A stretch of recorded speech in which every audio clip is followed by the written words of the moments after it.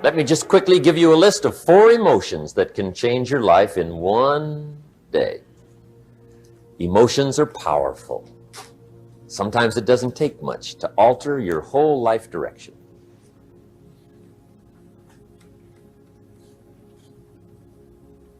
Okay, here they are. Number 1, disgust.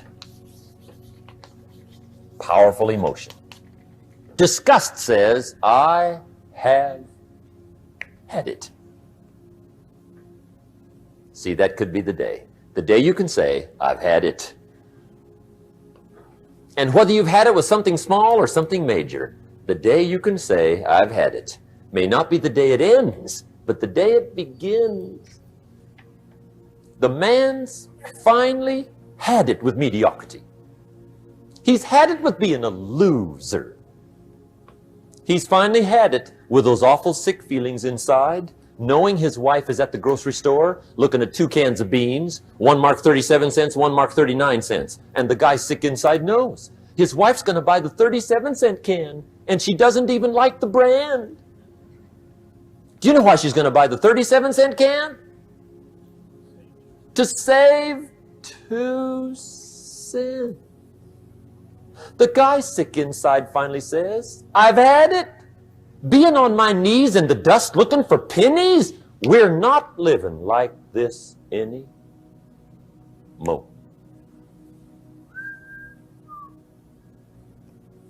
Could be the day that turns your life around. The day you can say, I've had it. He walks into his closet and rips everything in it to shreds and says, I've worn this embarrassing stuff for the last time. And not only will I never wear it again, no one else will ever wear it again. Commit an act that says, I've had it. Powerful. Here's the next one, decision. And decision making is powerful. And it's emotional. That's those knots in the pit of your stomach, right? Waking up in the middle of the night in a cold sweat, trying to decide. We sometimes call it inner civil war. What shall I do? Well, for progress, you must decide. The best advice I can give you came from a wealthy friend of mine who said, if it's easy, do it easy. If it's hard, do it hard. Just get it done.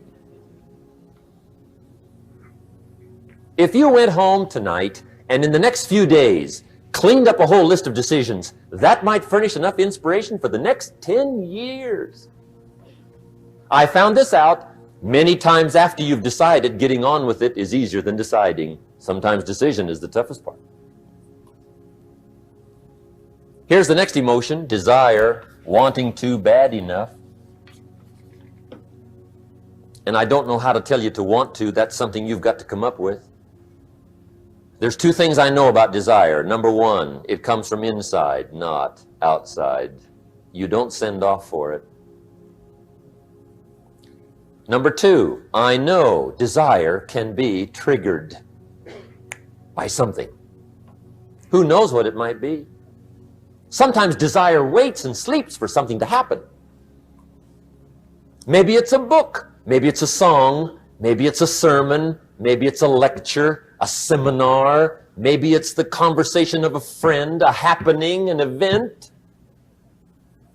Who knows? The best advice I can give you is what I give my staff. It goes like this: welcome every human experience. You never know which one is going to turn it all on. Even the bad experiences. Sometimes from the bitterest experience comes the greatest awakening. So let down the barriers, take down the walls. The same wall that keeps out disappointment keeps out happiness. Let life touch you. Don't let it kill you, but let it touch you. Here's the last one. This one's powerful. Resolve. Resolve says, I will. Two of the most powerful words in the language, I will. Benjamin Disraeli once said, nothing can resist a human will that will stake even its existence on the extent of its purpose. Shortly put, I'll do it or die. See, that's powerful. That could be the day that turns your life around. The world has a strange way of stepping aside when somebody says, I'll do it or die. The man says, I will climb the mountain. They've told me it's too high, it's too far, it's too rocky, it's too difficult, it's never been done before, but it's my mountain, I will climb it. Pretty soon you'll see me waving from the top. Or dead on the side, because I ain't coming back. The best definition I ever got from the word resolve came from a little junior high girl in Foster City, California, up north. I'm talking to the junior high kids one day. I love to ask kids definitions. They come up with beauties. I got to the word resolve and I asked, who can tell me what resolve means? And I got several hands and they were all pretty good, but the last one was the best.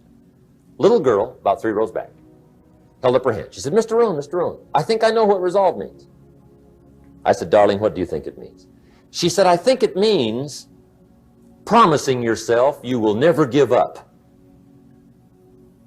I said, that's it. Webster, stand aside. That is the definition. Promise yourself you will never give up. I asked the kids, how long should a baby try to learn how to walk? How long? How long would you give your average baby before you shut him off? How long? See, any mother in the world would say, you're crazy. My baby's going to keep trying until it learns how to walk. What a magic formula.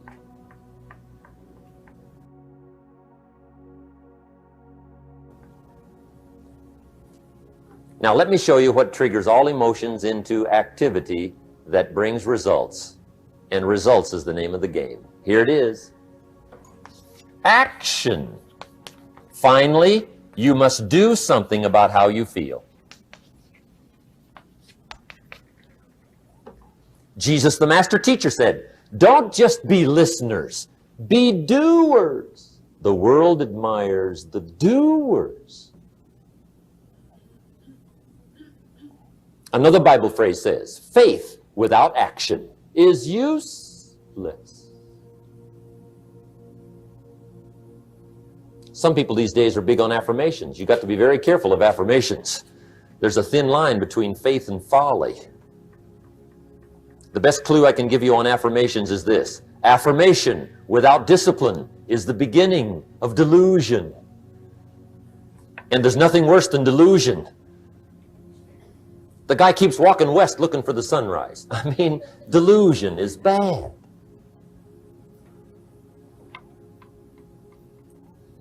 However, affirmation with discipline can bring the most spectacular results. Make sure you always have a game plan to match your wishes. Otherwise, they will always be wishes. The day that turns your life around. Let me give you 4 questions to take home when we're finished. These are called questions to ponder. And this wraps it up. Okay, here's the questions I want you to take home in closing.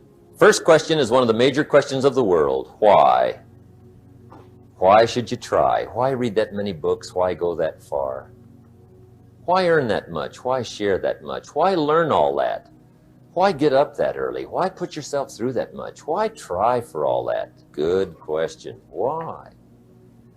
One of the best answers to why is the second question. Why not? What else are you going to do with your life? Why not see how many books you can read, how far you can go, how much you can earn, how many friends you can make, how much personality you can develop, influence you can have, how many things you can accomplish, how far you can go and what you can see? Why not? You got to stay here till you go. Why not? The third question is, why not you? Why not you? Some people have done the most incredible things with limited start. Why not you? Some people have done so well, they get to go, they get to see it all, they get to do it, they get to be there. They get to have it, they get to enjoy it. Why not you? Why not you watching the morning mist rise over the mountains of Scotland? Someday you got to gaze directly at the Mona Lisa. I can show you where to find the most exquisite seashells in Miami and the Bahamas. I know where they are. Why not you? You got to shop on Fifth Avenue in New York. You got to stay at the Waldorf Astoria. Why not you? You got to drink in an Arizona sunset. You got to see the world. You got to read the books. You've got to do the enterprises. You've got to be involved in commerce and love and travel and experiences. You got to do it all. Why not you? You've got to know the results that come from splendid discipline. There's nothing like a view from the top. And the last question is, why not now?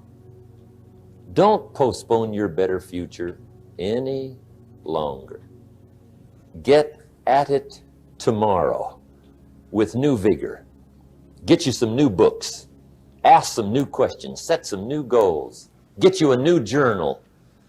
Start your projects book. Get a game plan going. Do some more reading. Start to make changes. Have conversations. Make contact. And do it now. And if you will, I have a feeling one of these days we'll be hearing your story. You'll make us a phone call, write us a letter, get in touch with us and let us know what's happening to you. I want to thank you for being here. My final comment would be ask for God's help, which may sound a little strange coming from a strictly commercial company. We are not a religious order, but if you would allow me a personal word, that would be it. I think humans are unique, but we could all use a little help. But of course, you've got to do your part. That's what we've talked about mainly tonight. Do your part, and I think God will do his part. It's a two-way street. And we do play a part. There's a story about the man who took a rock pile in 2 years, turned it into a fabulous garden. People came from everywhere to see it. One day a guy came by, saw the garden, thought it was fabulous, but he wanted to make sure the gardener didn't take all the credit. So to get his point across, he meets the gardener, shakes his hand, and says, "Mr. Gardener, remember, you and the good Lord together have this beautiful garden here." And the gardener said, "Hey, I understand that. I know what you mean." He said, "If it wasn't for the sunshine and the rain and the miracle of the seed and the soil and the seasons, there would be no garden for sure." But he said, "You know, you should have seen this place a couple of years ago when God had it all by himself." And I think that's true. We do play a part. I'm glad I was not an angel. I think humans have a lot more fun